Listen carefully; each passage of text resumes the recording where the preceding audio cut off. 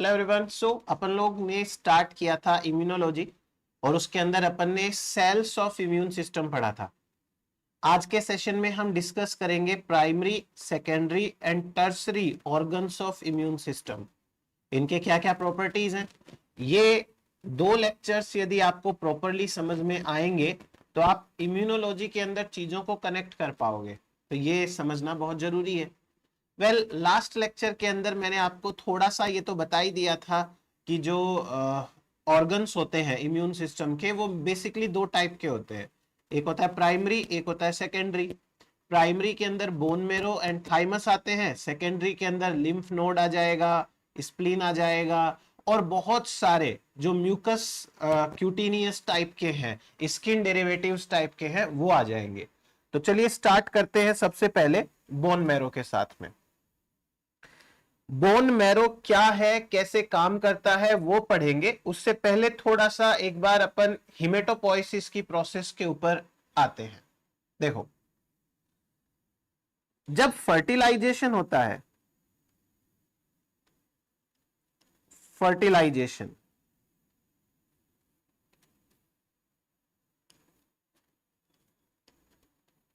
और मैं बात कर रहा हूं ह्यूमन की, एक बार ह्यूमन के हिसाब से बात करें। ह्यूमन में फर्टिलाइजेशन के लगभग 3 वीक्स के बाद, यानी कि 28 दिन के बाद या 28 दिन तक, जो प्लेसेंटा होती है,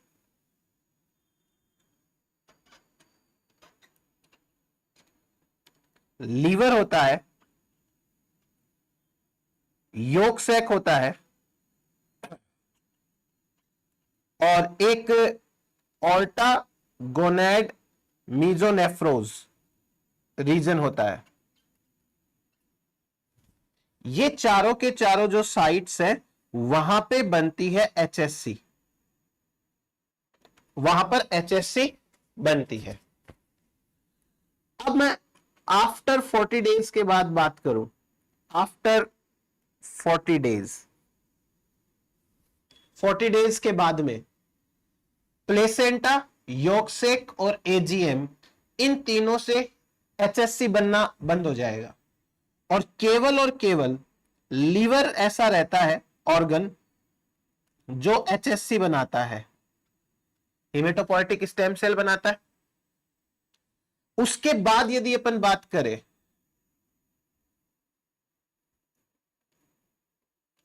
आफ्टर 90 डेज टिल डेथ, मतलब कि नेचुरल डेथ, तो फिर बोन मैरो की जिम्मेदारी है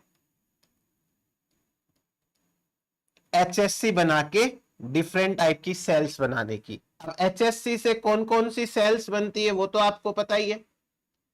तो हमारे इस पूरे प्रोसेस के अंदर जिस दिन फर्टिलाइजेशन होता है उसके बाद से एक तो मेन लीवर आता है सामने जो एचएससीज बनाएगा। अब इनके अंदर क्या होगा, सबसे पहले मीजोडर्मल सेल होती है, मीजोडर्म सेल। ये मीजोडर्म सेल डिफरेंशिएट होके बनाती है प्री एचएससी। प्री एचएससी है वो एचएससी बनाती है, फिर एचएससी से और ज्यादा एचएससी बनती है और ये एचएससी जो है वो क्विसेंट स्टेज में चली जाती है और क्विसेंट स्टेज में जाने के बाद में आराम करेगी, बैठी रहेगी। जब जब जरूरत पड़ेगी फिर इनसे डेवलपमेंट होता रहेगा, ब्लड सेल्स का भी और डिफरेंट टाइप की माइलोइड सेल्स का भी, लिम्फोइड सेल्स का भी, उन सब का। बट बाद में वो बोन मैरो से होगा। एक बार लीवर जो है उसका रोल इंपॉर्टेंट आता है। तो एम्ब्रियो के डेवलपमेंट के दौरान हिमेटोपोएसिस की साइट चेंज हो रही है। पहले हिमेटोपोएसिस यहां पे चलता है, उसके बाद में लीवर में चलता है और फिर लाइफ टाइम बोन मैरो के अंदर चलता है। ये एजीएम क्या होता है, फुल फॉर्म लिख लीजिए, aorta gonad meso nephrons. Aorta gonad, gonads के पास में जो ब्लड वेसल्स है वहां पर कुछ मीजोडर्मल सेल्स होती हैं, वो कहलाती हैं एजीएम। ये तो एक बार ऐसे ही बात कर ली अपन ने। अब उसके बाद में आगे देखिए, आफ्टर 18 ईयर्स, आफ्टर 18 ईयर्स, जब ह्यूमन बीइंग्स 18 साल के हो जाते हैं तब उनकी बॉडी की मैक्सिमम बोन मैरो है वो एचएससी बनाना बंद कर देती है, और ऐसी बोन मैरो को कहते हैं येलो बोन मैरो। जब एचएससी या ब्लड नहीं बनता है तो उसे येलो बोन मैरो कहते हैं। 18 साल तक बॉडी के अंदर जितनी भी बोन मैरो है सब में एचएससीज या हिमेटोपोएसिस चलती रहती है, बट 18 साल के बाद में कुछ सेलेक्टेड बोन्स ऐसी हैं जिनकी बोन मैरो है उनके अंदर हिमेटोपोएसिस चलेगी। जैसे देखो, जैसे ilium bone, ilium bone pelvic girdle जो होता है हमारा, उसकी बोन्स है, वो होगी। रिब्स बताइए, रिब्स, ये स्टर्नम, ये सामने वाली जो बोन होती है, sternum, skull, pelvis and upper parts of humerus and femur, humerus and femur. देखो ये वाले बोन्स बचे। अब 18 साल के बाद में ये जो बोन्स है ना, इनकी बोन मैरो, वहां पर हिमेटोपोएसिस चलेगी। इनकी बोन मैरो को बोलेंगे रेड बोन मैरो, इनकी बोन मैरो को बोलेंगे रेड बोन मैरो, और यहां पर हिमेटोपोएसिस चलती रहती है। तो ये एक चीज आप याद रखना कि 18 साल के बाद में बॉडी की सारी सेल्स है, सारी बोन मैरो है, वो नहीं बना सकती है, इसमें चेंज आ जाता है। फिर उसके बाद में देखो, जब एचएससी रहती है, यानी कि नॉर्मल एचएससी रहती है, तो इस एचएससी के सरफेस के ऊपर कुछ इंपॉर्टेंट प्रोटीन्स प्रेजेंट होते हैं, और वो प्रोटीन्स स्पेशली एचएससी पर ही होंगे। जैसे कि एक का नाम है CD34, CD34, जैसे एक का नाम है सी किट, सी किट। ये प्रोटीन्स हैं, केवल और केवल एचएससी पे पाए जाएंगे। जब एचएससी डिफरेंशिएट होके कोई मान लो माइलॉइड सेल बना ले, या कोई मान लो लिम्फोइड सेल बना ले, तो उस केस के अंदर अलग टाइप के सरफेस प्रोटीन्स इनके ऊपर एक्सप्रेस होने लगते हैं, जो मैंने आपको लास्ट लेक्चर के अंदर बताया भी था। ये जो प्रोटीन्स हैं इन्हें कहते हैं lineage specific proteins, lineage specific proteins, इन्हें कहते हैं शॉर्ट में लिन प्रोटीन। बताया था कल नाम मैंने आपको लिन का, लिन प्रोटीन। तो ये लिन प्रोटीन्स होते हैं, लीनिएज स्पेसिफिक प्रोटीन्स होते हैं। जब कोई पर्टिकुलर सेल बन जाती है तो उसके अंदर ही ये एक्सप्रेस होंगे, और कहीं पर एक्सप्रेस नहीं होते हैं। तो ये तो हो गई बात अपनी। अब एक बार आप ये डायग्राम देखो, ज्यादा टेंशन लेने की जरूरत नहीं है, खाली हल्का फुल्का एक बार समझ में आ जाएगा ना तो हमें पढ़ते टाइम ऐसे अजीब नहीं लगेगा। देखो ये एक बॉडी का स्केलेटल दे रखा है, कंकाल है, अब इसके अंदर स्टर्नम बोन, जो हमारी छाती में सबसे सामने वाली बोन होती है उसको स्टर्नम कहते हैं। ह्यूमरस हो गई, हाथ की ये वाली बोन। इलियम पेल्विक गर्डल की बोन है, और ये फीमर है, पैर की ऊपर वाली बोन। नाउ इस फीमर का इतना सा पार्ट है, उसको हमने लार्ज करके देखा, और लार्ज करने के बाद में हमने एक क्रॉस सेक्शन कट किया। तो सेक्शन कट किया तो हमें बोन का एक सर्कल दिखा, और अंदर थोड़ा खोखला सा पार्ट है। एक्चुअली ये खोखला पार्ट नहीं है, यहां बोन मेरो होती है। बोन मेरो अकेली भी नहीं होती, उसमें भी क्या क्या होता है वो मैं बताऊंगा आपको, समझना एक बार। ये जो हड्डी का अंदर वाला पार्ट है, हिस्सा है, इस अंदर वाले हिस्से को थोड़ा सा लार्ज करके देखेंगे तो क्या क्या दिखाई देगा, अब समझना मेरी बात को। सबसे पहले तो जो बड़ा पार्ट है वो है बोन। ये तो हड्डी है पूरी की पूरी, बोन है, ठीक। बोन के सेंटर में से, मतलब जो बोन मेरो है, वहां से ब्लड वेसल्स जाती हैं, सप्लाई भी तो करनी है ना।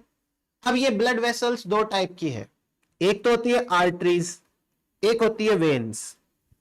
आर्टरीज वो ब्लड वेसल होती है जिसमें ऑक्सीजनेटेड ब्लड का फ्लो होता है। आर्टरीज वो होती है जिनमें ऑक्सीजनेटेड ब्लड का फ्लो होता है, तो इनके थ्रू ऑक्सीजनेटेड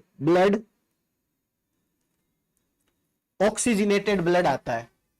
वेन्स वो होती है जिनके अंदर डीऑक्सीजनेटेड ब्लड का फ्लो होता है, तो जो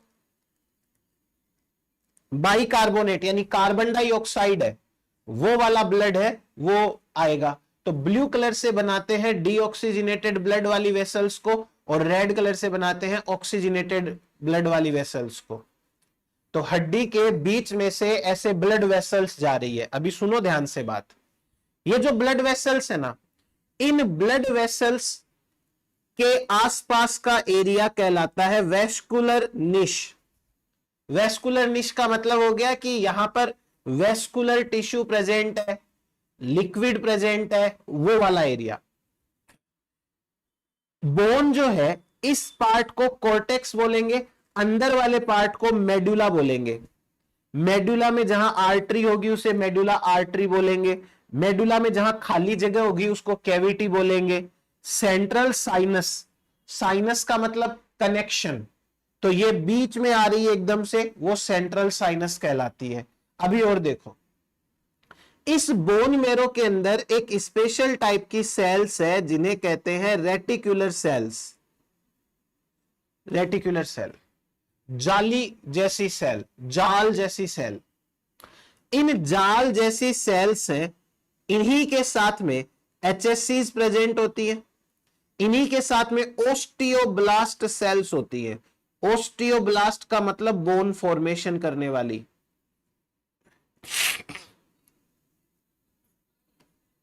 ये बोन फॉर्मेशन करेगी। और देखो, ये है एंडोस्टेशियल निश।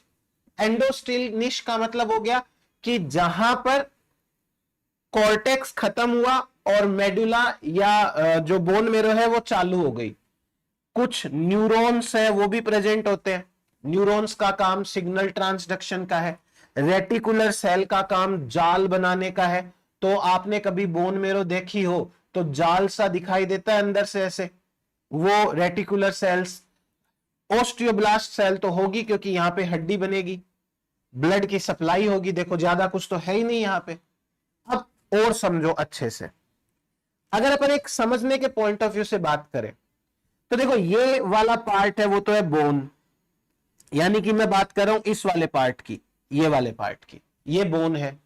बोन के जस्ट अंदर की तरफ, जस्ट अंदर की तरफ ये वाला पार्ट कहलाता है मैरो। बोन के जस्ट अंदर वाला पार्ट मैरो कहलाता है। समझ में आया कहां चल रहा है ये पूरा का पूरा खेल? ये यहां पे बता रहा हूं मैं आपको, इस जगह पे। तो ये तो आ गई बोन, और बोन के अंदर का ये वाला पार्ट है ना, इसकी बात हो रही है, ये मैरो पार्ट कहलाता है। अभी समझो, देखो इसमें क्या क्या है। जहां बोन खत्म होती है और मैरो स्टार्ट होती है, उस पार्ट को बोलते हैं एंडोस्टील निश। उस पार्ट को बोलेंगे एंडोस्टील निश। इस मैरो वाले पार्ट के अंदर सेंटर में आपने देख लिया किस तरीके से ये ब्लड वेसल्स आ रही हैं, आर्टरीज भी आ रही है, वेन्स भी आ रही है। तो आर्टरीज ब्लड को लेके आएगी, वेन्स ब्लड को लेके जाएगी, ये वाला काम चलता रहता है। ये बीच में ब्लड वेसल है। ब्लड वेसल की जो सेल होती है उनको एंडोथीलियल सेल कहते हैं, चाहे ये कहीं पर भी हो। ब्लड वेसल की जो सेल होती है वॉल की, उसको एंडोथीलियल सेल बोलते हैं। इन सेल्स के चारों तरफ मैक्रोफेज और पेरीवेस्कुलर सेल्स नाम की सेल्स प्रेजेंट होती है। इन्हीं के चारों तरफ एचएससीज प्रेजेंट होती है, न्यूरॉन्स प्रेजेंट होते हैं, साइटोकाइंस यानी कुछ केमिकल्स है वो प्रेजेंट है, ग्रोथ फैक्टर्स प्रेजेंट है। तो बोन मैरो के अंदर क्या क्या है? एंडोस्टील निश के बाद में पेरीवेस्कुलर निश कहलाता है ये पार्ट। पेरीवेस्कुलर का मतलब हो गया कि भाई वेस्कुलर सिस्टम है, यानी कि सप्लाई होती रहती है ब्लड की, लिम्फ की, वो वाली। अभी मैंने आपको लिम्फेटिक सिस्टम नहीं बताया, वो भी मैं आपको बताऊंगा। अभी तो आप इतना सा समझो, बोन उसके जस्ट नीचे वाला पार्ट, ये इतना समझ में आया। एंडोस्टील निश समझ लेना और पेरीवेस्कुलर निश है वो समझ लेना क्या होता है। अब और चीज बात करते हैं अपन इसमें। यहां पर जरूरत के अनुसार हिमेटोपोएसिस चलती रहती है। ये जो साइटोकाइंस होते हैं, साइटोकाइंस, ये एक्टिवेट करते हैं एचएससीज को, और एचएससी एक्टिवेट होगी तो हिमेटोपोएसिस है वो चलने लगेगी यहां पे। तो ये इतना हुआ हमारे पास में रिगार्डिंग बोन मैरो। अब आते हैं नेक्स्ट थाइमस के ऊपर। थाइमस क्या है, कहां पाया जाता है, क्या कैरेक्टर्स होते हैं, क्या क्या इसके फंक्शंस है, सारी बातें करेंगे। बहुत इंटरेस्टिंग है ये तो thymus. Very first of all thymus की पोजीशन देखो। बॉडी के अंदर यदि बात करें तो हार्ट के ठीक ऊपर की साइड में यहां प्रेजेंट होता है थाइमस। एक चीज तो ये अपने दिमाग में रखनी है, थाइमस। थाइमस कहां प्रेजेंट है? हार्ट के जस्ट ऊपर प्रेजेंट होता है। थाइमस के फंक्शंस के बारे में सबसे पहले किसने बताया? आजकल सीएसआईआर के अंदर साइंटिस्ट के नाम पे सवाल आने लग गए, तो आपको ये याद करना पड़ेगा। JFAP मिलर, इन्होंने डिस्कवर किया था फंक्शंस ऑफ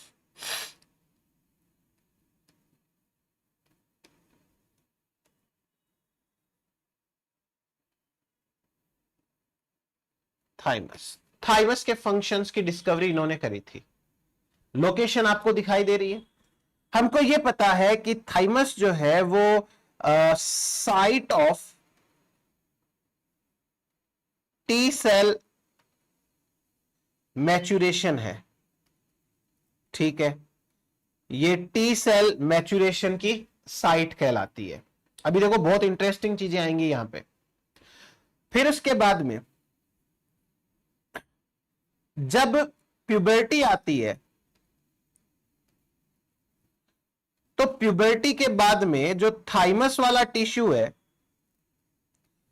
वो टिश्यू उल्टा हो जाता है, जिसकी वजह से उसको देखना थोड़ा सा मुश्किल रहता है, कि दिखाई नहीं देता, समझ में नहीं आता कहां गया। आप ऐसे समझो कि कोई बैलून है और वो बैलून जो है वो उसमें हवा निकल गई और उल्टा होकर के वो सरफेस से चिपक गया, अंदर वाली सरफेस बाहर आ गई उसकी। तो आफ्टर प्यूबर्टी जो थाइमस होगा वो इन्वोल्यूट हो जाता है, इनवोल्यूट्स यानी उल्टा हो जाता है। और उल्टा हो जाएगा तो नॉट डिटेक्टेबल,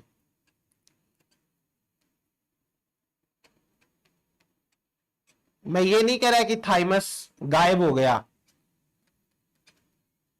एडल्ट्स की बॉडी के अंदर आपको थाइमस आसानी से ढूंढने से मिलेगा नहीं, जहां पर होना चाहिए था वहां पर दिखेगा नहीं, बस इतनी सी बात है। और ऐसा नहीं है कि ये गायब हो गया है। अब आगे बात करते हैं। थाइमस को स्ट्रक्चर के हिसाब से देखोगे तो ये एक बाइलोब्ड स्ट्रक्चर है। थाइमस जो है वो एक बाइलोब्ड स्ट्रक्चर है, बाइलोब्ड स्ट्रक्चर। एक बार आप पोजीशन वापस समझो। ये तो डायफ्राम है, ये एब्डोमिनल कैविटी, हार्ट आ गया, हार्ट के जस्ट ऊपर ये थाइमस है। ये थायराइड ग्लैंड तो यहां तक आ गई, इसकी अपने को बात नहीं करनी है, थाइमस तक पहुंचना है। तो पहली बात, थाइमस एक बाइलोब्ड स्ट्रक्चर है। बाइलोब्ड स्ट्रक्चर को मैं एक बार ऐसे ही बना लेता हूं रफली कि एक लोब ये है और दूसरी लोब ये है। एक बार ऐसे समझो, ठीक है। दूसरी बात देखो, इस दोनों लोब्स के अंदर की बात करें तो बहुत सारे फाइबर्स फाइबर्स फाइबर्स ऐसे फैले रहते हैं। ये फाइबर्स फैले हुए ऐसे, और फाइबर्स फैलने की वजह से ऐसे लग रहा है कि यहां पर छोटे छोटे छोटे छोटे कंपार्टमेंट्स बन गए। बड़ी सी स्ट्रक्चर है, वो छोटे छोटे छोटे छोटे एरिया के अंदर डिवाइड हो गई। ये वाला जो पार्ट है, तो ये जो लाइनिंग आपको दिखाई दे रही है, ये है फाइब्रस सेप्टा। फाइब्रस सेप्टा का मतलब फाइबर के बने हुए ये ऐसे लाइनिंग्स है। इन सेप्टा के बनने से छोटे छोटे पार्ट्स बन जाते हैं, इनको बोलते हैं लोब्यूल। लोब्यूल का मतलब हो गया स्मॉल कंपार्टमेंट। ये एक टाइप का स्मॉल कंपार्टमेंट है, वो बन गया, ठीक है। लोब्यूल की एक खास बात है, क्या? हर लोब्यूल खुद दो पार्ट में डिवाइडेड रहता है। हर लोब्यूल है वो दो पार्ट के अंदर डिवाइडेड रहता है। एक होता है आउटर पार्ट, एक होता है इनर पार्ट। जो आउटर पार्ट होगा उसे कहेंगे कॉर्टेक्स, और जो इनर पार्ट होगा उसे कहेंगे मेडुला। तो जो लोब्यूल है, ये लोब्यूल का कॉर्टेक्स हो गया, और ये अंदर वाला पार्ट है मेडुला हो गया। इनका क्या काम है वो भी मैं बताऊंगा। तो आप ये भी ध्यान रखना कि each lobule is divided into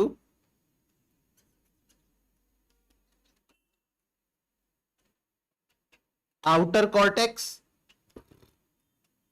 and inner medulla।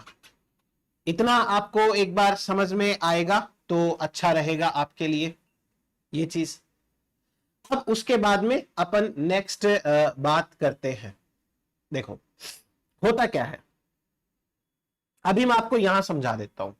मान लो ये एक लोब्यूल है, छोटा कमरा है, इसको एक बार मैंने ऐसे बना लिया, और इसमें ये वाला जो पार्ट है वो मेडुला है, और बाहर वाला पार्ट है ये कॉर्टेक्स पार्ट है, और ये वाला पार्ट है मेडुला।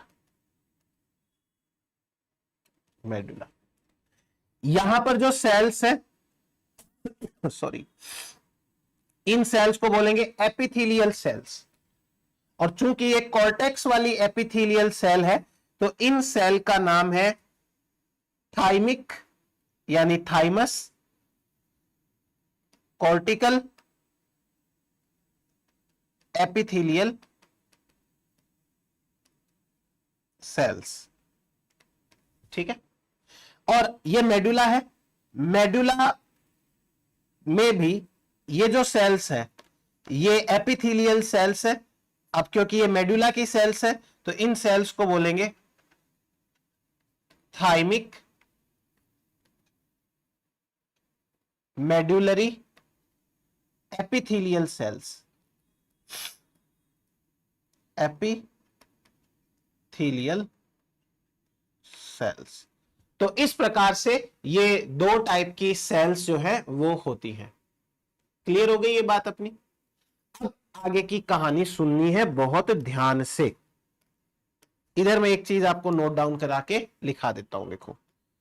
जब टी सेल्स थाइमस में आती है तो उनको थाइमोसाइट सेल भी बोल देते हैं। थाइमोसाइट सेल्स क्या होती है? थाइमोसाइट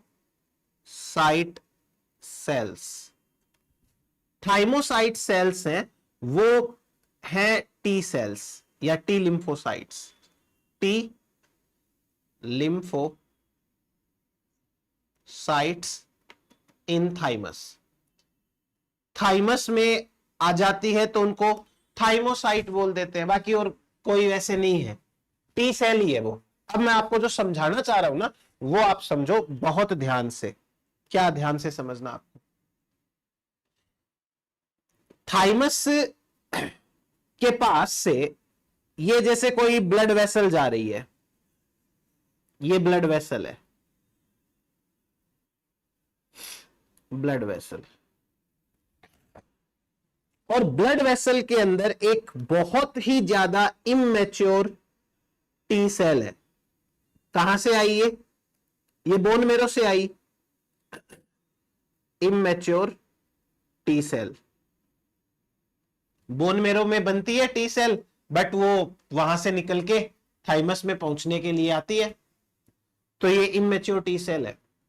ये immature T cell blood vessel से, जो ब्लड वेसल की एंडोथेलियल सेल्स होती है उनके बीच में से ऐसे स्क्वीज होकर के निकल जाती है और कहां पहुंच जाती है? कॉर्टेक्स के अंदर। तो आप हमेशा याद रखना कि कॉर्टेक्स के अंदर, थाइमस के कॉर्टेक्स के अंदर very very immature T cells आती हैं। तो ये है इमैच्योर टी सेल्स। ठीक, अब जो मैंने सेल आपको बना के दी है, थाइमिक कॉर्टिकल एपिथेलियल सेल्स, ये सेल्स क्या करती है? ये सेल्स इंटरल्यूकिन 7 को रिलीज करती है। इंटरल्यूकिन 7, ठीक। इंटरल्यूकिन 7 क्या करता है? इमैच्योर सेल को मैच्योर सेल में कन्वर्ट करता है। आपसे ये भी एग्जाम के अंदर पूछा जा सकता है कि कौन सा जो है वो ये है नीव टी सेल, नीव टी सेल। क्लियर हो गया? अब ये जो नीव टी सेल है ये नीचे की तरफ जाएगी और नीचे की तरफ जाने के बाद में ये मेडुला के अंदर आती है। मेडुला, ये आ गई मेडुला। अब इस नीव सेल के पास में क्या है? रिसेप्टर्स है, इन्हें कहते हैं टी सेल रिसेप्टर्स। ये टी सेल्स रिसेप्टर्स है। नीव सेल आ गई। अभी यहां पे होगी एक बहुत जबरदस्त प्रक्रिया। जबरदस्त प्रक्रिया क्या होगी? आपको जो थाइमिक मेडुलरी एपिथेलियल सेल्स दिख रही है ना, ये थाइमिक मेडुलरी एपिलरी सेल्स क्या करती है? एपिथेलियल सेल्स क्या करती है? ये एमएचसी बनाती है। एमएचसी, ये है एमएचसी।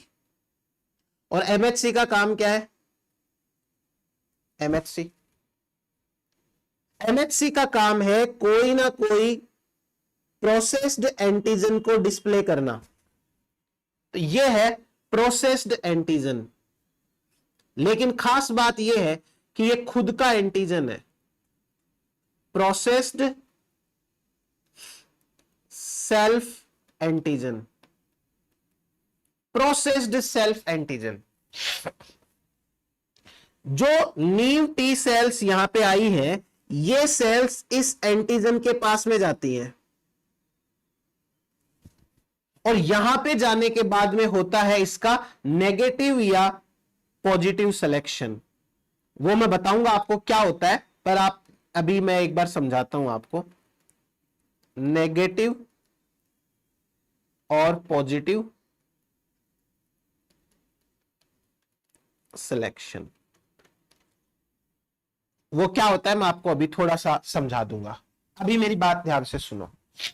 बोन मेरो के अंदर एचएससी थी, एचएससी से लिम्फोइड प्रोजिनेटर सेल बनी, लिम्फोइड प्रोजिनेटर सेल से टी सेल प्रोजिनेटर सेल बनी और वो ब्लड में चली गई।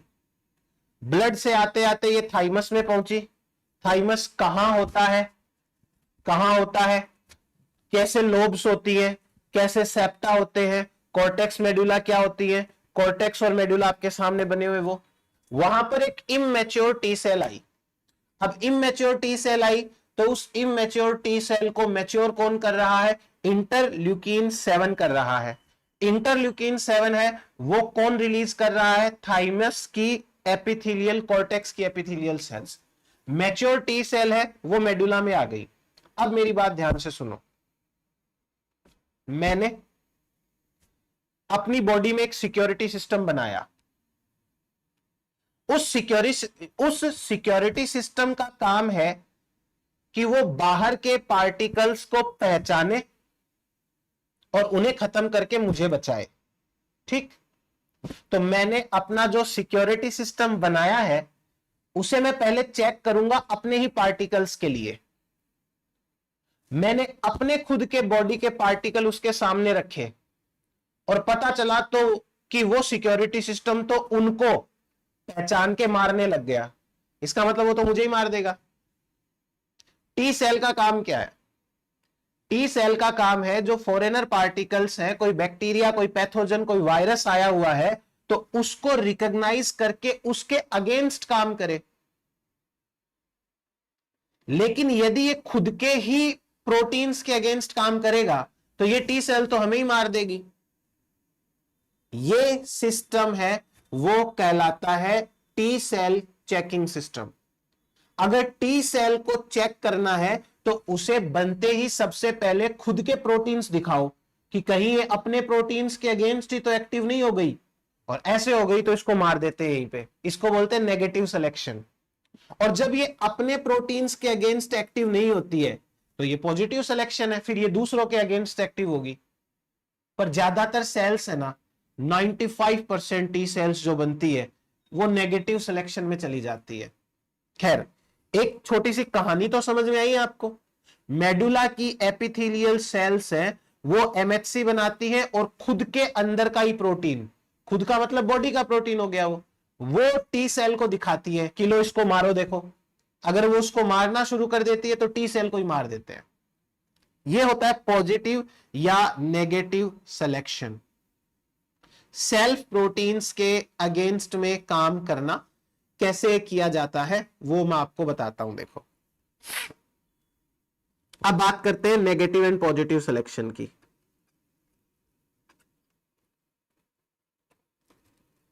नेगेटिव सिलेक्शन,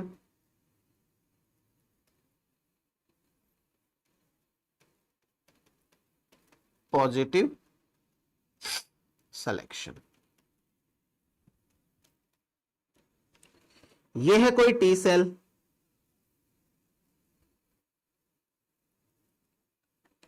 और यह है टी सेल का रिसेप्टर TCR। यह है कोई टी सेल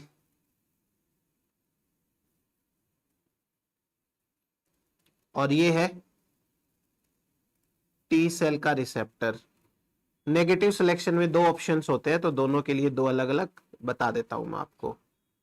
ये टी सेल रिसेप्टर, क्लियर। अब क्या होगा यहां पे, अब ये कोई सेल्फ एंटीजन है, ये कोई सेल्फ एंटीजन है और इसको एमएचसी ने दिखाया इसको, और ये सेल जो है वो मेडुलरी एपिथेलियल सेल्स है। इसको अपन शॉर्ट में TMEC लिख लेते हैं ताकि अपना इजी रहे समझना, बार बार ना लिखना पड़े। तो ये वाली जो सेल है वो हमारी TMEC सेल है, TMEC सेल, TMEC सेल। और ये सेल्फ एंटीजन है, ये लिखने की जरूरत नहीं है, सेल्फ एंटीजन। दो ऑप्शंस, या तो ये वाले केस में टीसीआर शो करते हैं very high affinity with self antigen, very high मतलब देखते ही पकड़ते हैं उसको, तब तो ये अपने ही सेल के प्रोटीन को पकड़ने लगेंगे, अपनी बॉडी के प्रोटीन्स को पकड़ने लगेंगे। तो ऐसे केस में T cell killed, T cell को मार दिया जाता है। दूसरा, या तो TCR show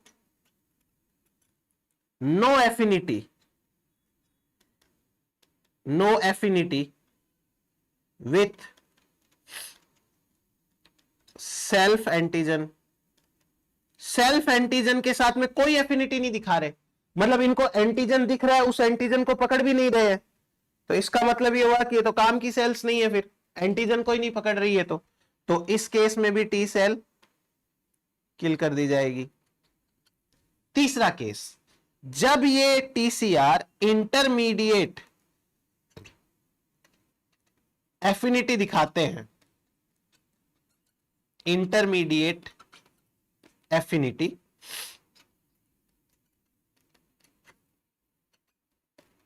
with self antigen, जब सेल्फ एंटीजन के साथ इंटरमीडिएट टाइप की एफिनिटी दिखाएंगे तब टी सेल की किलिंग नहीं की जाएगी, टी सेल्स रिलीज कर दी जाती है इन ब्लड, ब्लड के अंदर रिलीज कर दी जाएगी, फिर वो चली जाएगी इन्फेक्शन की साइट्स है जहां पे इसको जाना है वहां पे चली जाएगी और जाकर के आराम से काम कर। तो ये सेल्फ चेकिंग सिस्टम है भाई, कितना अच्छा सिस्टम है। अब और चीज समझाता हूं आपको, देखो 3 टर्म्स पे ध्यान दो, एक है डबल नेगेटिव, एक है डबल पॉजिटिव, एक है सिंगल पॉजिटिव। डबल नेगेटिव, एक है डबल पॉजिटिव,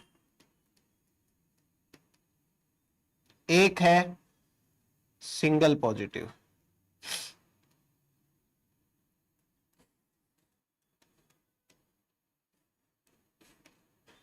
सिंगल पॉजिटिव क्या मतलब है इसका, देखो ये मान लो एक इमैच्योर टी सेल है, इमैच्योर टी सेल, ये मान लीजिए मैच्योर टी सेल है,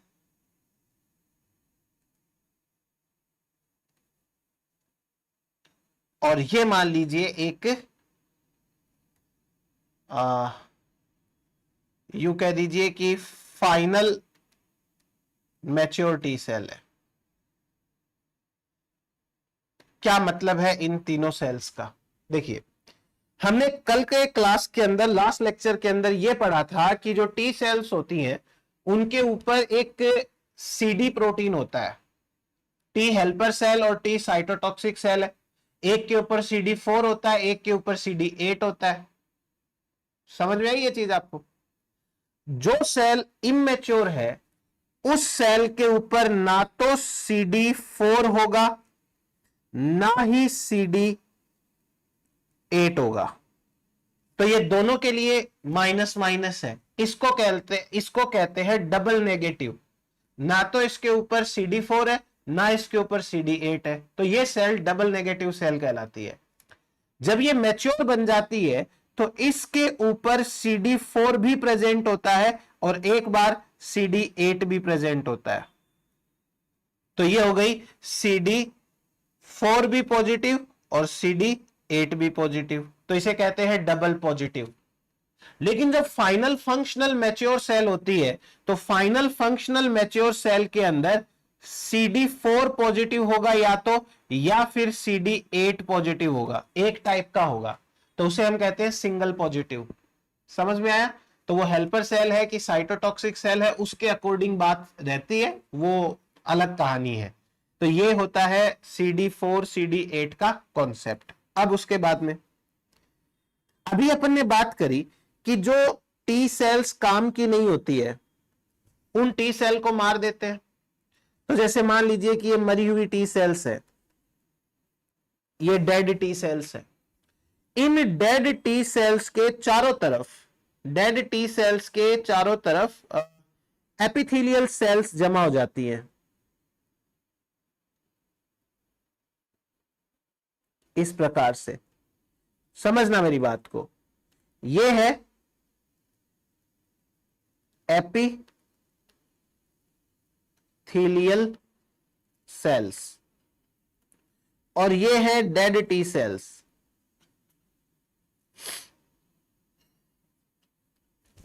अब ये एक ऐसे सर्कल सर्कल सर्कल ओरल चक्र के रूप में है,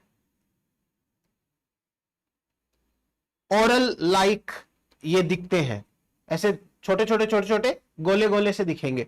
इनको बोलते हैं Hassall's corpuscles. Hassall's corpuscles, Hassall's corpuscles. समझ में आया क्या है Hassall's corpuscles? Dead T cells जिनके चारों तरफ एपिथेलियल सेल्स की कवरिंग होती है ये। अब एक और चीज बताता हूं, देखो एक डिजीज है, सिंड्रोम है जिसका नाम है डी जॉर्ज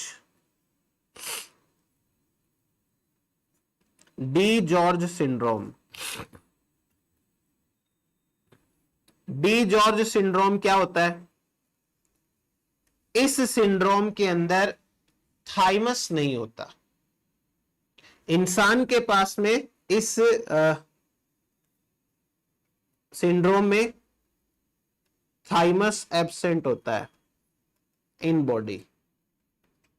अब थाइमस एब्सेंट होगा तो there would be no T cells, उसके पास में कोई टी सेल्स नहीं होगी, क्योंकि टी सेल सिर्फ बनने से कुछ नहीं होता है, मैच्योर भी तो होनी चाहिए ना। बन तो जाएगी वो बोन मेरो के अंदर, पर ऐसी टी सेल किसी काम की नहीं है।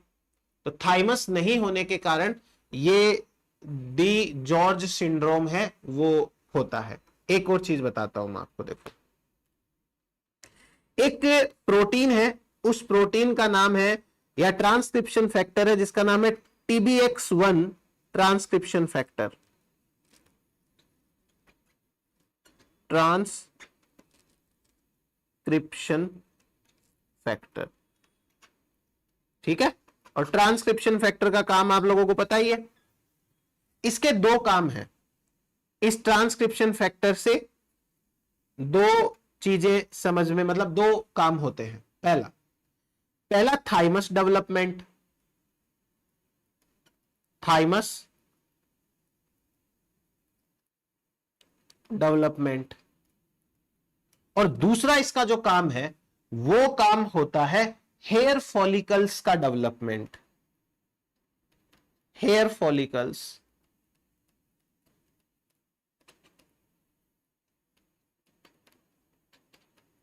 डेवलपमेंट, हेयर फॉलिकल्स का डेवलपमेंट। चीज समझ में आई? अब हमने क्या किया, एक एक्सपेरिमेंट किया या ऐसा पाया गया, इसका जो जीन है उसमें म्यूटेशन हुआ, जीन म्यूटेंट इन माइस, चूहे के अंदर इसके जीन में म्यूटेशन हो गया। जब म्यूटेशन हुआ उस माइस के अंदर, तो एक तो वो माइस है वो न्यूड बन गया। न्यूड, न्यूड का मतलब उसकी बॉडी पे हेयर्स नहीं है, हेयर्स एब्सेंट, और उसके साथ साथ थाइमस भी नहीं था उसकी बॉडी में, थाइमस एब्सेंट। तो ऐसे माइस को हम न्यूड माइस कहते हैं। और इसमें कौन जिम्मेदार है वो आपके सामने है, TBX1 नाम का एक ट्रांसक्रिप्शन फैक्टर होता है। तो ये अपने पास में रिगार्डिंग थाइमस। अब अपन बात करते हैं एक बार लिम्फेटिक सिस्टम के बारे में। अच्छा, इससे पहले मैं आपको एक सेकंड थाइमस है वो और बता देता हूं, सवाल आ सकता है। एक छोटा सा कॉन्सेप्ट है वो मैं आपको बता देता हूं। सेकंड थाइमस क्या होता है? हालांकि सबके अंदर ऐसा नहीं पाया जाता, पर चूंकि डिस्कवरी हुई है तो हमें पढ़ना समझना जरूरी है। एग्जाम में क्या पता पूछ ही ले, किसी भी एग्जाम में पूछ ले। देखो 2006 के अंदर साइंटिस्ट की एक टीम रहती है जिसका नाम है हैंस रीमर रोडवाल्ड एंड उनकी टीम, तो ऐसे लिखा गया नाम। इन्होंने चूहे के अंदर गर्दन में पीछे की साइड में एक टिश्यू खोजा जहां जाके टी सेल मैच्योर हो रही है। बस तो फिर टी सेल मैच्योर हो रही है तो थाइमस। तो हैंस रीमर रॉडवर्ल्ड ने इन केस ऑफ रेट्स में भी neck part in neck near cervical vertebrae, और यहां पे एक टिश्यू की डिस्कवरी करी जो कि डेफिनेटली स्मॉल ही होगा। मेन जो थाइमस है उससे तो वैसा तो नहीं होगा। इस टिश्यू के अंदर टी सेल डेवलपमेंट होता है, टी सेल डेवलपमेंट।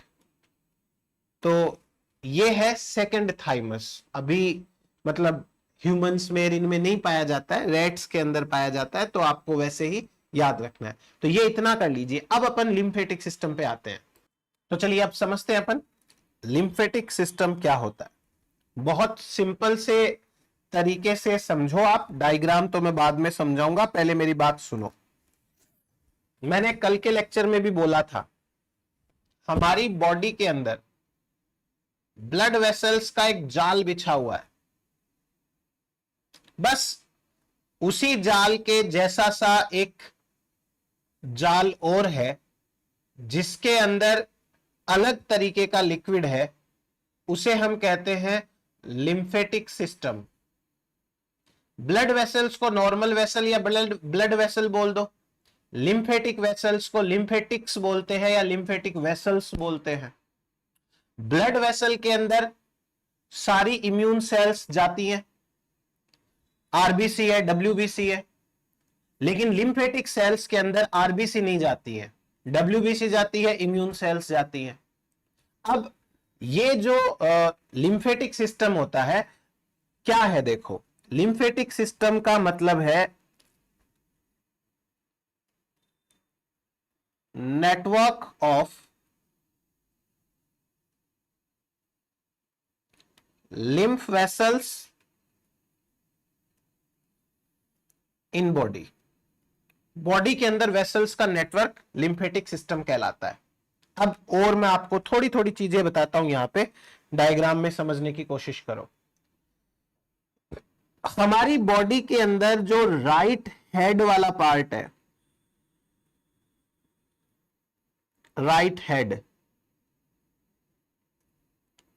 और कमर के ऊपर का राइट हिस्सा जो ब्लू कलर का यहां पे दिखा रखा है, यहां तक का राइट साइड का हेड और ये इतना हिस्सा, इसका लिम्फेटिक सिस्टम अलग काम करता है, बाकी पूरी बॉडी का अलग काम करता है। लिम्फेटिक सिस्टम के अंदर देखो, जैसे ये राइट लिम्फेटिक डक्ट है, वही नॉर्मल डक्ट जैसी डक्ट है। अब इसमें लिम्फ का फ्लो होता है तो लिम्फेटिक डक्ट बोल दिया। राइट सब क्लेवियन वेन है, राइट साइड वाले जो लिम्फ है वो इसमें आता है। थाइमस ग्लैंड है, छोड़ो उसको एक बार। ये है थोरेसिक डक्ट, यहां सेंटर के अंदर जो पाई जा रही है थोरेसिस डक्ट है।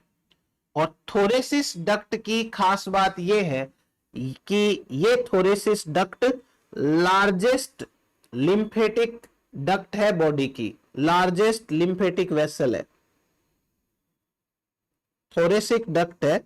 It is the largest lymphatic vessel of body. अभी तो एक बार इतना समझो आप, ठीक। बहुत सारी और चीजें हैं, लिम्फ नोड्स भी प्रेजेंट है, लेफ्ट सबक्लेवियन वेन भी प्रेजेंट है, बोन मेरो, ये पेयर्स पैचेस है, स्प्लीन है, अलग अलग जो ऑर्गन्स है, टिश्यूज हैं, उनके भी नाम अपने को दे रखे हैं। एक बार तो ये बात समझ में आई आपको। अब दूसरी चीज समझिए, ये जो वेसल्स का जाल है वो कुछ इस तरीके से फैला हुआ है। अभी मैं इसी डायग्राम को थोड़ा सिंपल वे में आपको एक्सप्लेन करूं। देखो, मान लो कि ये सेल है कोई, समझना मेरी बात को, ये सेल है, कोई भी सेल है बॉडी की, और इस सेल के चारों तरफ ये एक्स्ट्रा सेल्यूलर मैट्रिक्स है, ये इसका एक्स्ट्रा सेल्यूलर मैट्रिक्स है, ये है ECM, एक्स्ट्रा सेल्यूलर मैट्रिक्स, ठीक। अब इस सेल के आसपास, इस सेल के आसपास ब्लड वेसल्स का जाल बिछा हुआ है। ये मान लो ऐसे करके ब्लड वेसल है, ब्लड वेसल, तो ये अपना काम करेगी। और इसी सेल के चारों तरफ, इसी सेल के चारों तरफ लिम्फ वेसल का जाल भी बिछा हुआ है। ये लिम्फ वेसल है, लिम्फ वेसल। लिम्फ वेसल को लिम्फेटिक बोलते हैं, लिम्फेटिक, लिम्फेटिक्स यानी कि लिम्फ वेसल।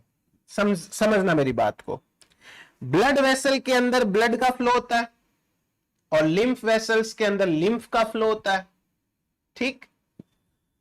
ब्लड में से, प्लाज्मा में से बहुत सारा मटेरियल बाहर छोड़ा जाता है।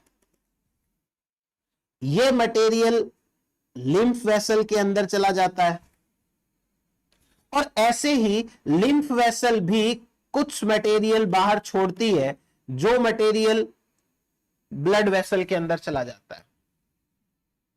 ब्लड वेसल्स के अंदर से जैसे WBC है, जैसे वो ग्रेनुलोसाइट सेल्स वगैरह हैं, कोई केमिकल है, तो ब्लड वेसल तो देखो लिम्फ वेसल के साथ जुड़ी हुई नहीं है, मतलब ऐसा तो है नहीं कि पाइप की सप्लाई जा रही है। तो ये क्या करेंगी ब्लड वेसल, जो कंटेंट इनको छोड़ना होगा वो अपने से बाहर छोड़ देगी। इसे कहते हैं interstitial fluid, interstitial fluid. Interstitial fluid का मतलब हो गया टिश्यूज के बाहर का फ्लूइड, इंटरस्टिशियल फ्लूइड। इसे बोलते हैं ISF, इंटरस्टिशियल फ्लूइड है ये। तो लिम्फ नोड, लिम्फ वेसल्स और ब्लड वेसल्स दोनों ही कई सारा मटेरियल, कई सारी सेल्स, कई सारे केमिकल्स बाहर छोड़ देती है सेल की सराउंडिंग के अंदर, जिसको जो लेना होता है अपटेक कर लेते हैं। अब यही इस डायग्राम के अंदर आपको एक्सप्लेन किया है। अब देखो डायग्राम को, इसको, ये जो येलो कलर की है ये है एक लिम्फेटिक कैपिलरी, मतलब कैपिलरी तो पतली होती है, वेसल थोड़ी मोटी होती है, लिम्फेटिक है ये। और जो ये रेड और ब्लू है ये आपकी ब्लड वेसल है। ब्लू कलर का मतलब इसमें डीऑक्सीजनेटेड ब्लड है और रेड कलर का मतलब इसके अंदर ऑक्सीजनेटेड ब्लड है। आर्टरीज होती है उसमें ऑक्सीजनेटेड, वेन्स है उनके अंदर डीऑक्सीजनेटेड ब्लड। और इस जाल के बीच में जो आपको स्पेस दिख रहा है ना, ये पूरा स्पेस, यहां पर सेल्स, टिश्यूज वो सब रहेंगे, वो इन्होंने दिखाए नहीं है। बहुत सारा मटेरियल इधर का उधर, उधर का इधर चलता रहता है। तो एक तो आपको ये समझ में आना चाहिए, बॉडी के अंदर जाल बिछा हुआ है, वो सेल देखो जो मैंने बनाई हाथ से, उसके हिसाब से समझो। अब इस इंटरस्टिशियल फ्लूइड की बात करते हैं अपन, ISF, interstitial fluid. Interstitial fluid का काम क्या है, सेल्स के चारों तरफ बने रहना। तो it bath the cells, cells को नहलाता है, ये सेल्स के चारों तरफ मेंटेन रहता है। ये एब्जॉर्ब किया जाता है absorbed bye, absorb and secreted by,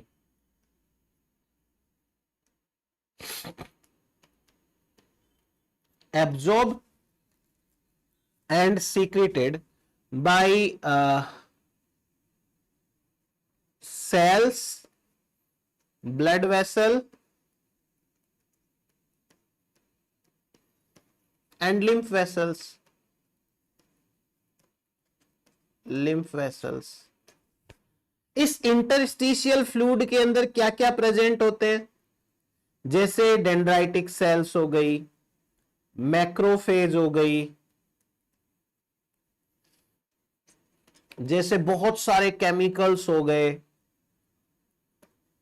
water तो ऑब्वियस ही बात है सबसे ज्यादा है ही है। अगर इसका अपटेक नहीं किया जाए, इफ नॉट अपटेकन, अगर इसका अपटेक नहीं किया जाए तो वहां पे ये फ्लूइड इकट्ठा हो जाएगा और स्वेलिंग आ जाएगी। अगर अपटेक नहीं किया जाता है तो टिश्यू स्वेलिंग आती है, और टिश्यू स्वेलिंग को मेडिकल की भाषा में एडिमा बोलते हैं। एडिमा, तो एडिमा बन जाएगा अगर इंटरस्टिशियल फ्लूइड को नहीं अपटेक किया जाएगा तो।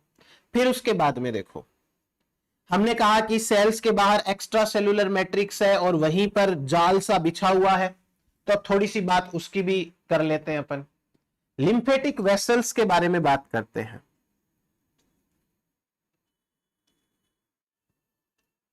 लिम्फेटिक्स या इन्हीं का नाम है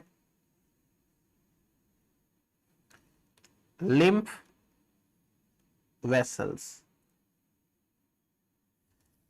तो क्या है सीन, कैसे काम करना है, यहां पे बात समझते हैं अपन।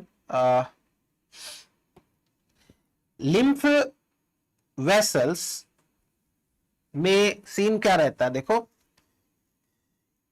ये सेल है और ये सेल के चारों तरफ एक्स्ट्रा सेलुलर मैट्रिक्स बिखरा पड़ा है, और यहीं पर ये लिम्फ वेसल है, वो भी ये मान लो। तो जो लिम्फ वेसल होती है वो इलास्टिन की मदद से एक्स्ट्रा सेलुलर मैट्रिक्स से चिपकी हुई रहती है।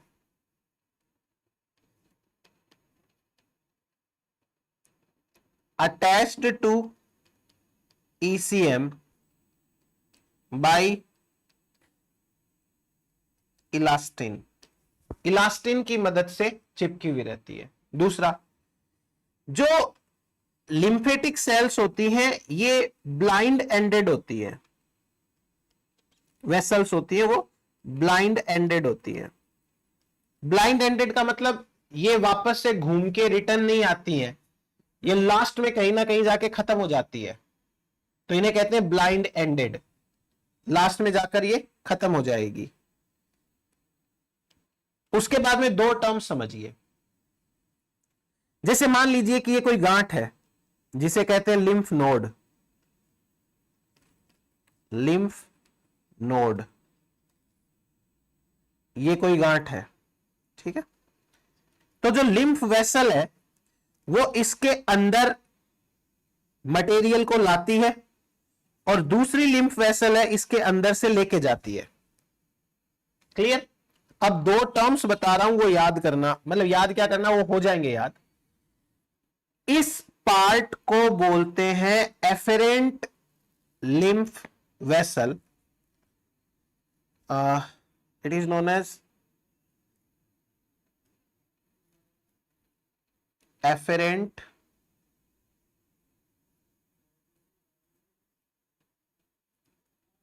लिम्फ वेसल, और इसको बोलते हैं इफेरेंट,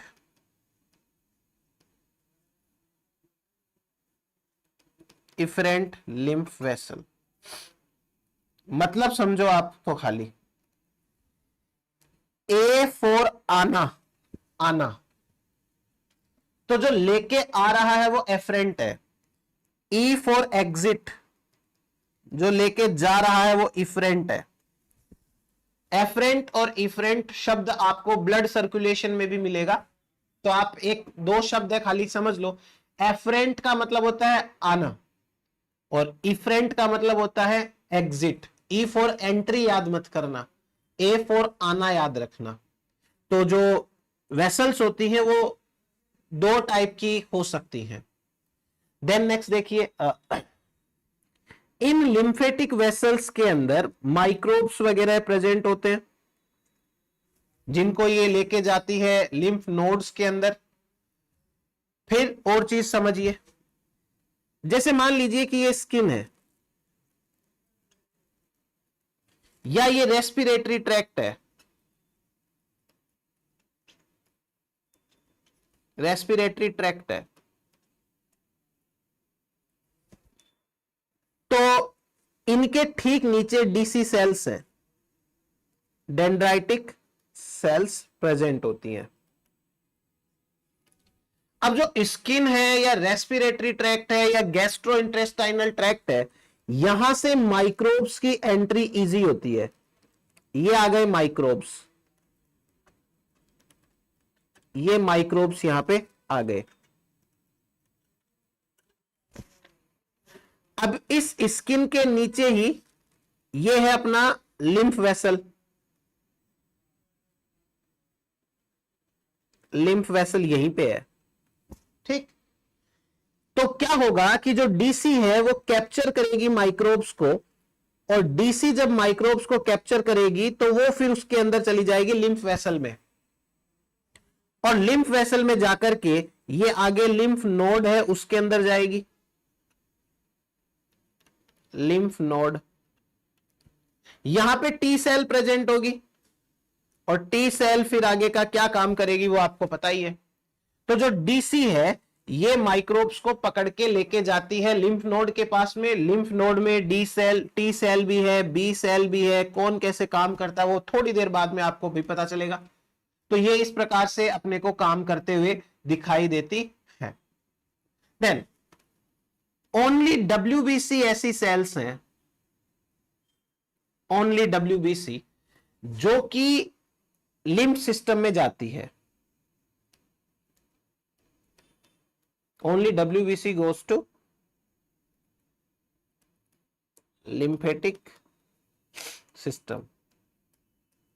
मतलब हम ब्लड लाइन की बात कर रहे हैं, तो वो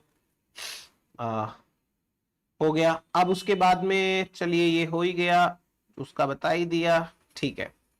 अब आगे डिस्कस करते हैं अपन सेकेंडरी लिम्फोइड ऑर्गन्स के बारे में।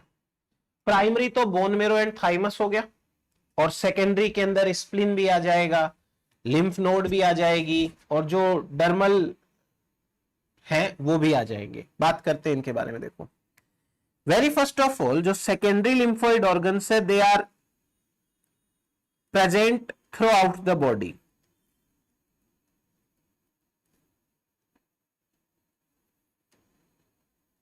Present throughout the body, पूरी बॉडी के अंदर ये प्रेजेंट होते हैं। इसके बाद में जो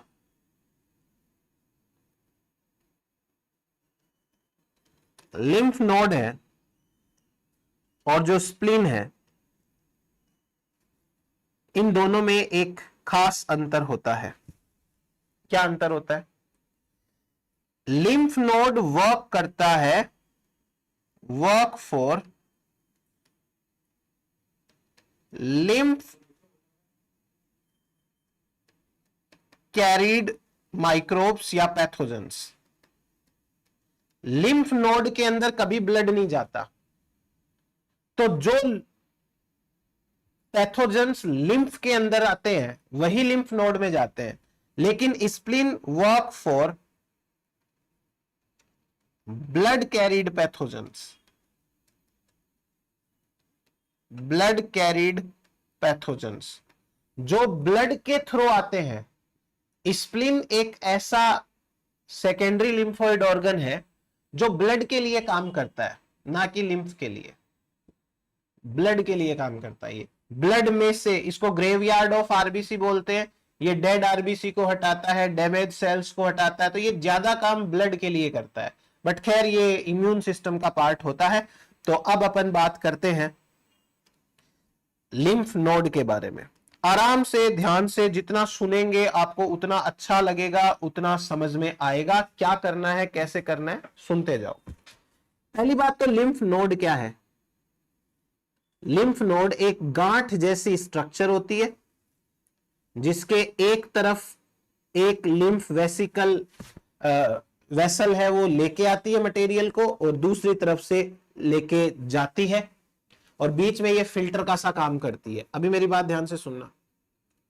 अगर हम इसका टीएस कट करके देखें तो वेरी फर्स्ट ऑफ ऑल, एक तो इसके अंदर आपको मिलेगा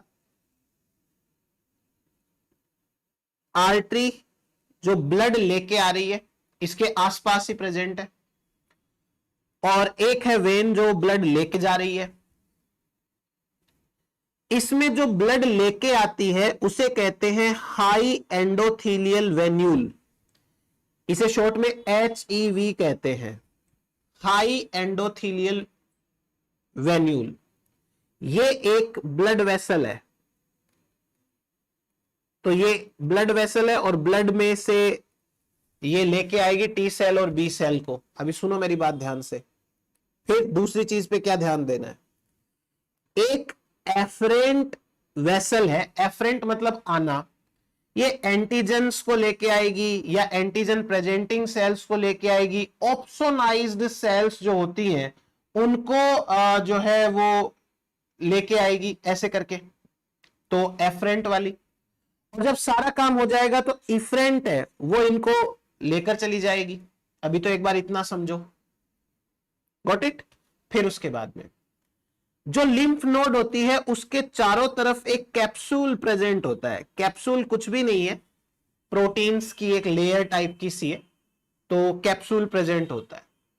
देन नेक्स्ट, लिम्फ नोड को हम 3 पार्ट के अंदर डिवाइड करेंगे। लिम्फ नोड है उसको अपन 3 पार्ट में डिवाइड करेंगे।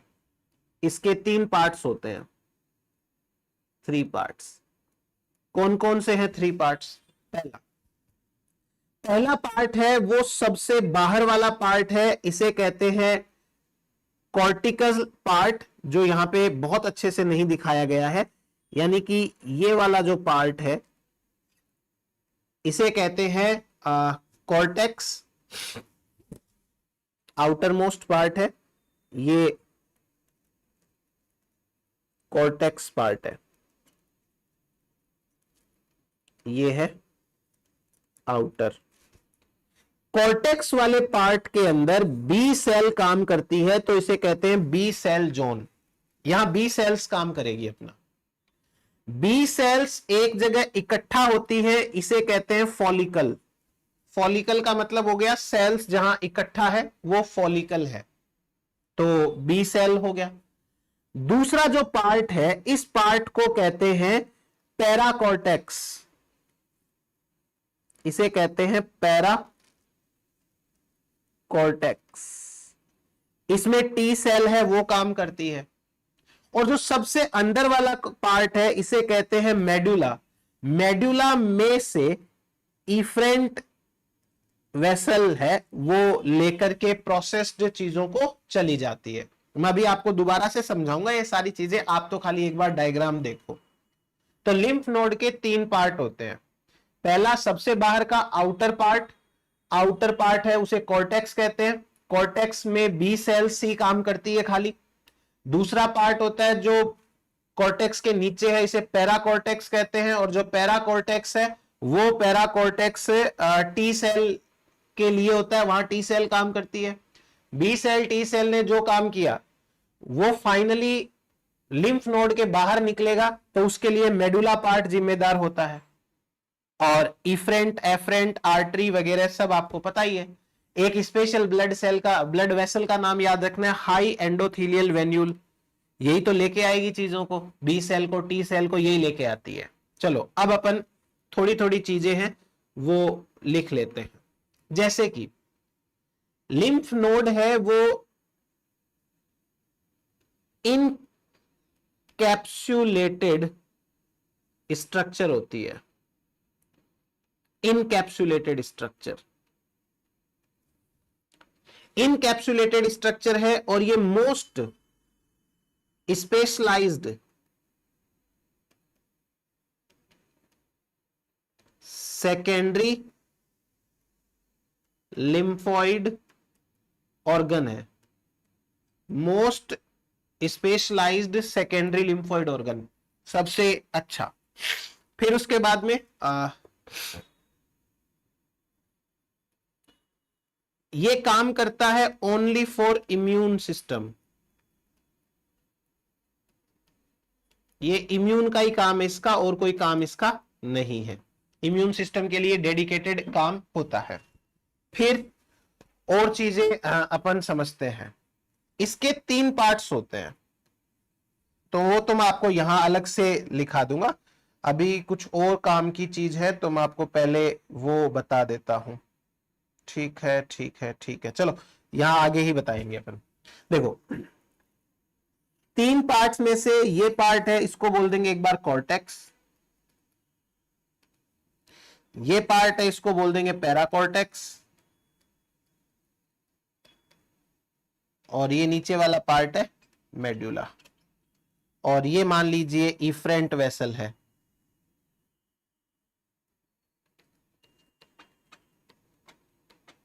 तो ये 3 पार्ट से अपने को क्या क्या समझ में आएगा वो समझा देता हूं। वेरी फर्स्ट ऑफ ऑल, जो कॉर्टेक्स वाला पार्ट है it is for B cells, तो इसके अंदर बी सेल्स प्रेजेंट है, डीसी प्रेजेंट है, फॉलिक्यूलर डेंड्राइटिक सेल्स है, फॉलिक्यूलर डीसी प्रेजेंट है, मैक्रोफेजेस प्रेजेंट होती है, मैक्रोफेजेस प्रेजेंट होती है। फिर जो पैराकॉर्टेक्स है इसके अंदर टी सेल्स प्रेजेंट होती हैं, टी सेल्स प्रेजेंट है, डीसी जो है वो प्रेजेंट है, और इसके अंदर से फिर नेक्स्ट है उसमें लिम्फोसाइट्स एग्जिट होती है, लिम्फोसाइट्स है वो निकलने का यहां पे काम रहता है। और उसके बाद में देखो एक ब्लड वेसल है जिसका नाम है high endothelial venule, high endothelial venule.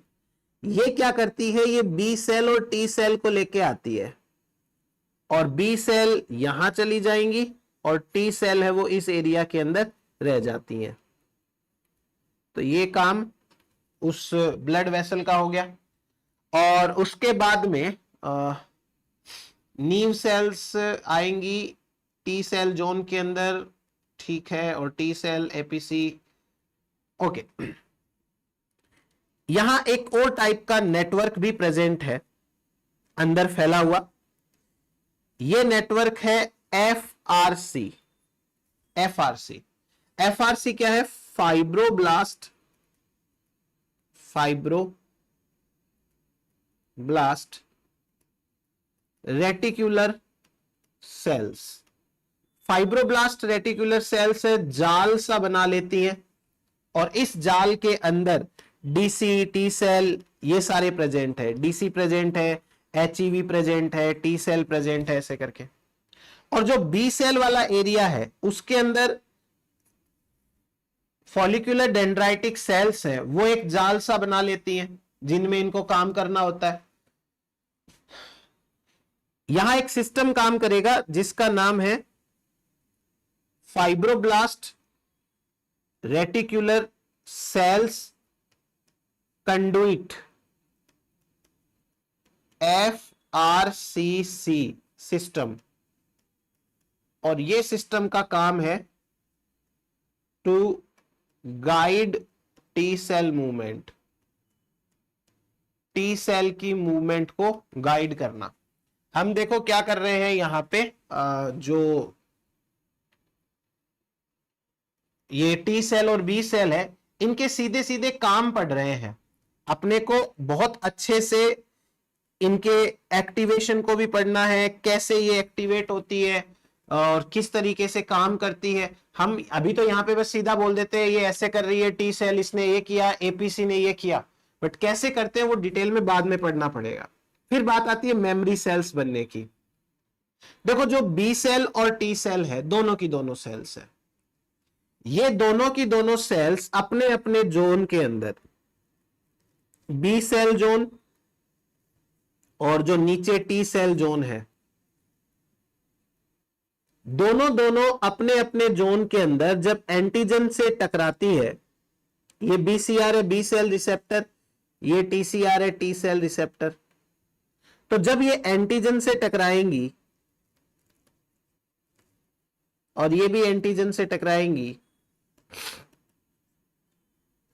तो ये मेमोरी सेल्स बनती है। मेमोरी सेल्स कैसे बनती है वो अलग टॉपिक में पढ़ना पड़ेगा, यहां पे नहीं छेड़ सकते बीच में। बस आपको ये लास्ट मैंने कल भी बता दिया था छोटा सा, बस उतना सा ही है और ज्यादा कुछ ध्यान में नहीं रखना। फिर अपन स्प्लिन की बात करते हैं, क्या होता है, कैसे काम करता है स्प्लिन, कहां प्रेजेंट होता है, वो आपको मैंने दिखाया था डायग्राम्स में, फिर एक बार समझा दूंगा। स्प्लिन के बारे में बात करते हैं। स्प्लीन एक ऐसा सेकेंडरी ऑर्गन है जो ब्लड बोर्न पैथोजेंस के अगेंस्ट काम करता है। मतलब कि ये लिम्फ के साथ में मिलके काम ना करके ब्लड के साथ में मिलके काम करता है। अब जब आप इस लिम्फ स्प्लीन की इंटरनल स्ट्रक्चर को देखोगे तो आपको दो तरीके के जोन्स मिलेंगे, एक है व्हाइट पल्प, अभी बता दूंगा, और एक है रेड पल्प। आप अब डायग्राम में ऐसे मत देखना कि भाई ये क्या है, दिख नहीं रहा है, आप तो याद रखो जिस प्रकार हमने बात करी थी उसकी थाइमस की, जिसमें कॉर्टेक्स मेडुला होते हैं, लिम्फ नोड के अंदर बात करी थी कॉर्टेक्स पैराकॉर्टेक्स मेडुला होते हैं, वैसे याद करो कि दो एरिया है, एक रेड पल्प कहलाता है, एक व्हाइट पल्प कहलाता है। अब इनके बारे में थोड़ी सी अपन डिस्कशन कर लेते हैं, देखो कैसे होता है। कहां प्रेजेंट है स्प्लीन, तो ये सिचुएटेड है, situated high in the left side of abdominal cavity, left side of abdominal cavity में ये प्रेजेंट होता है ऊपर की तरफ। दूसरा, इसका काम क्या है, इसके फंक्शंस है वो क्या क्या है वो अपन समझते हैं। जैसे इसके फंक्शंस में एक तो आता है trapping of blood carried pathogens,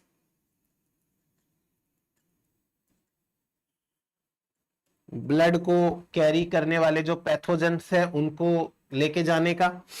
दूसरा इनका काम है to remove damaged and dead RBC, तो इसको ग्रेवयार्ड ऑफ आरबीसी भी बोलते हैं अपन। उसके अलावा माइक्रोब्स वगैरह जो आ गए उसके अंदर वो हो ही गए। अगर किसी के अंदर स्प्लीन नहीं हुआ तो ऐसा व्यक्ति है, उसमें इंफेक्शन के चांस जरूरत से ज्यादा रहेंगे, क्योंकि स्प्लीन के बिना काम नहीं चलेगा। दूसरा, इनके पास में दो एरिया होते हैं, एक है रेड पल्प।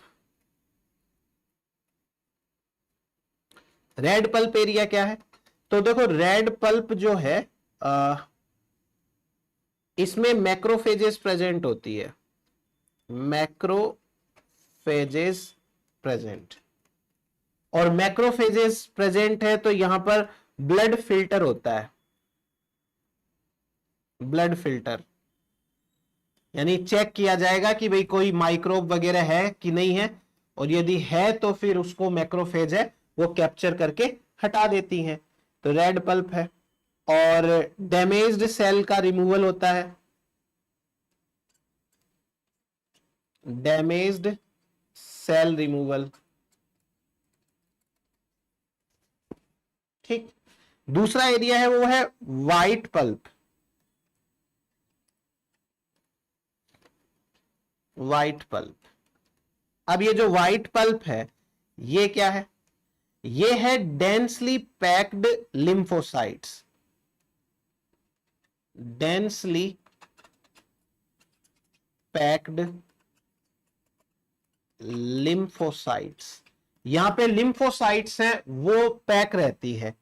ये एरिया जैसे हमारा टी सेल और बी सेल वाला एरिया था ना लिम्फ नोड के अंदर, कि इधर सिर्फ बी सेल काम करती है, इधर सिर्फ टी सेल काम करती है कॉर्टेक्स एंड मेडुला के हिसाब से, वैसे ही यहां पर है। तो it is analogous to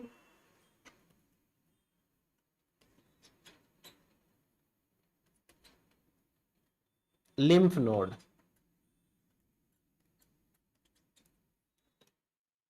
T cell and B cell zone.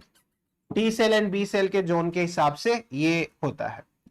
अब और एक चीज बताता हूं, देखो इन केस ऑफ स्प्लीन, ये देखो एक स्ट्रक्चर टीएस प्रॉपर तरीके से थोड़ा सा दे दिया। जो व्हाइट पल्प है उस व्हाइट पल्प में मार्जिनल जोन आता है एक तो, और एक ये PALS आते हैं। और रेड पल्प वाला एरिया ये इधर की साइड में रहता है, नीचे की साइड में या बाउंड्री की साइड के अंदर रहता है। अब मैं आपको एक काम की चीज बता रहा हूं, वो आप सुनो। देखो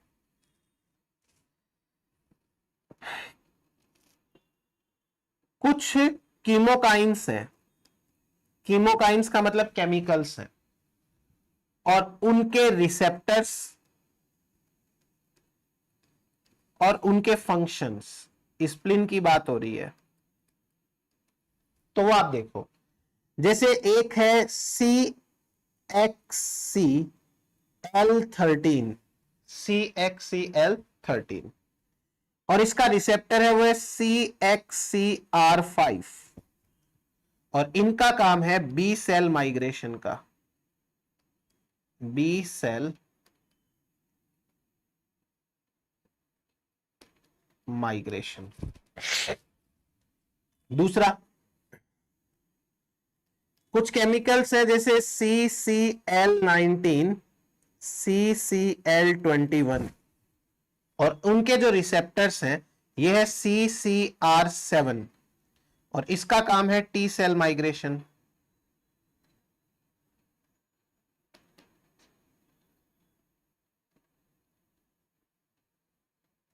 माइग्रेशन।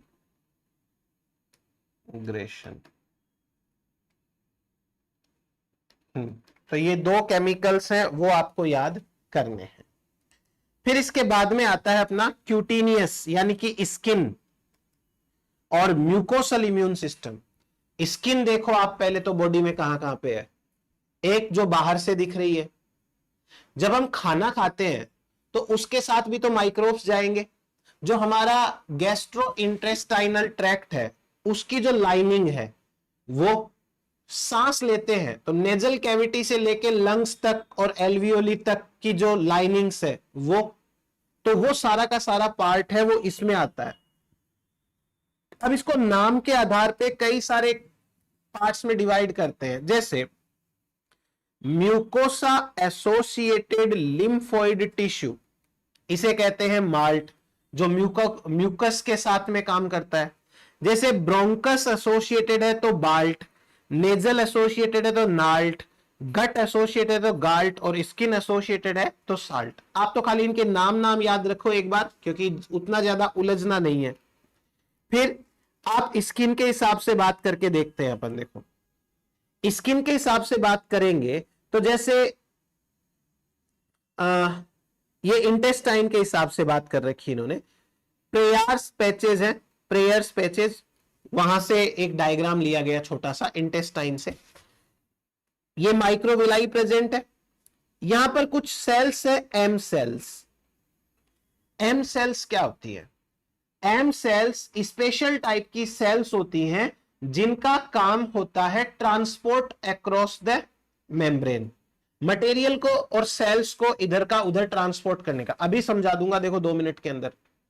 जैसे ये इंटेस्टाइन का पार्ट दे रखा है, तो इंटेस्टाइन के अंदर ये सब म्यूकोसा जोन है और ये हाई एंडोथीलियल वेन आ गई जहां से लिम्फोसाइट्स आके यहां रिलीज होगी। बहुत सारी बी सेल टी सेल है, ये लिम्फ वेसल आ रही है, इसके अंदर एंटर करेगी। ये मसल्स की लेयर इसको सपोर्ट करने के लिए है और ये जर्माइनल सेंटर बनाया हुआ है। तो कैसे प्रेजेंट है सेल्स, उतना सा एक बार याद रखो। फिर देखो इम्यून सेल्स की स्किन के अंदर कैसे डिस्ट्रीब्यूशन रहता है।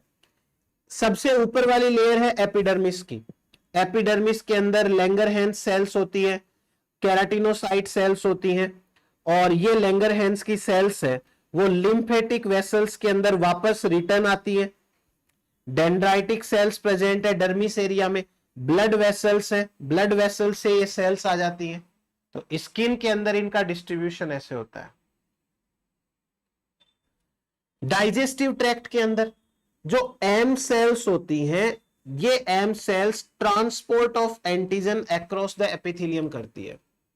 ये सेल्स इजीली अपने आप को रीऑर्गेनाइज करती हैं और यहां से ट्रांसपोर्ट अक्रॉस द मेम्ब्रेन हो जाता है। और इसके बाद एक छोटा सा पार्ट टर्सरी लिम्फोइड टिश्यू किसे कहते हैं। Tertiary lymphoid tissues are the site of infections. इन्हें कहते हैं इन्फेक्शन की जो साइट होती है उन्हें टर्सरी लिम्फोइड टिश्यू कहते हैं। क्यों? क्योंकि जहां पे इन्फेक्शन होता है वहीं से सारा का सारा खेल स्टार्ट होगा। खेल तो सारा यहीं से स्टार्ट होगा, क्योंकि जहां इंफेक्शन होगा उस इंफेक्शन साइट से इम्यून रिस्पॉन्स जनरेट होगा।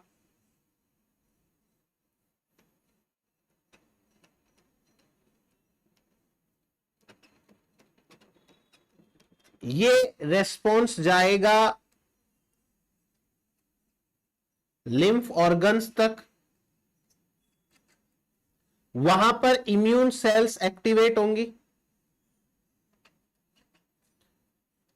लिम्फोसाइट सेल्स एक्टिवेट होंगी, इम्यून सेल्स एक्टिवेट, और एक्टिवेट होके वापस तो रिटर्न यहीं पे आना इनको। तो जो साइट ऑफ इंफेक्शंस होती है इन्हें हम कहते हैं टर्सरी लिम्फोइड ऑर्गन्स या टिश्यूज।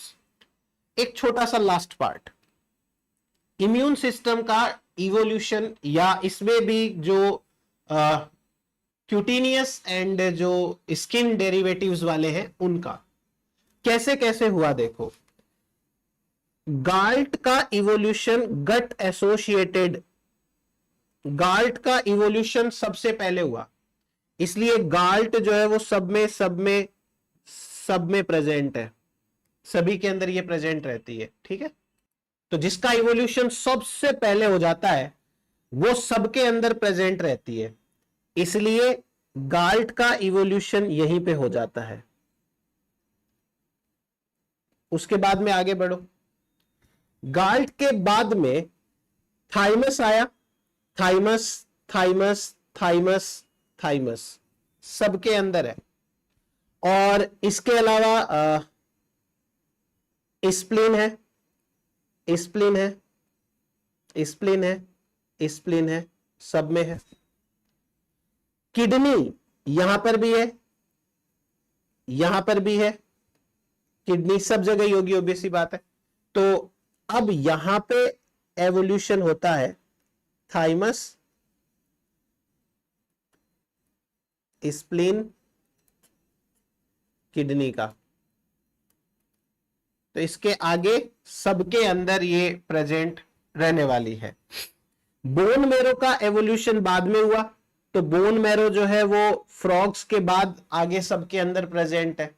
तो ये वाली लाइन है, यहां से आ जाएगा बोन मैरो। तो आपको ये डायग्राम दिखा के भी पूछ सकते हैं या कुछ ऐसे ही स्टेटमेंट देकर के भी पूछा जा सकता है। अब एक लास्ट लाइन लिखनी है, वो लिखो। देखो जितने भी वर्टिब्रेट्स होते हैं ना, उनके पास में गट एसोसिएटेड लिम्फोइड टिश्यू होते हैं, लेकिन थाइमस और स्प्लीन उन्हीं के अंदर होती है जिनमें जॉ प्रेजेंट होती है। All vertebrates have gut associated lymphoid tissue, सब में, but spleen and thymus present in only